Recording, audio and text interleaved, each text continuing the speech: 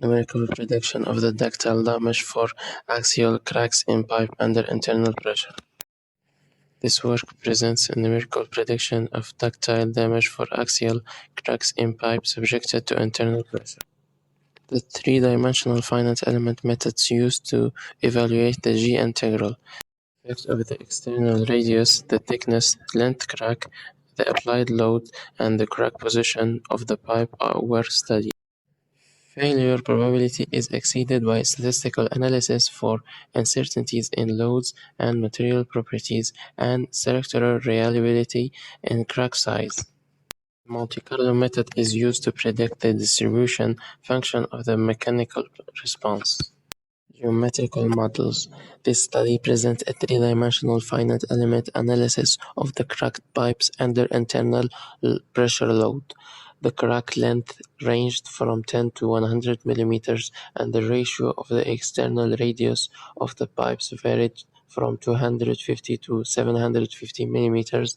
The thickness varied from 10 to 30 millimeters, and the internal pressure varied from 20 to 120 bars. Finite element mesh. Figure 2 gives a typical FE mesh of the cracked pipe in 8-node doubly curved thick shell. Reduced integration SD8R in Abacus were used to construct a model of the pipe. The G integral values were extracted using a domain integral method within Abacus. This method provides a high accuracy with rather coarse models in 3 dimensions. The G integral values were extracted using a domain integral method within Abacus. This method provides a high accuracy with rather coarse models in the 3 dimension. The resulting finite element model consists, as shown in figure 2, the crack tips was modeled with focused element composed with 5 contours.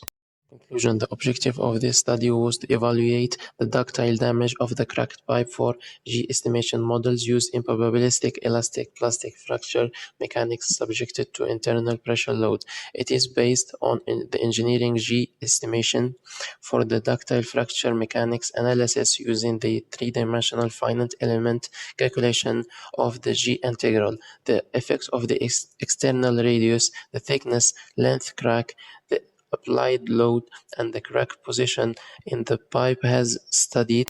The FEM results were used to develop statistical parameters that were used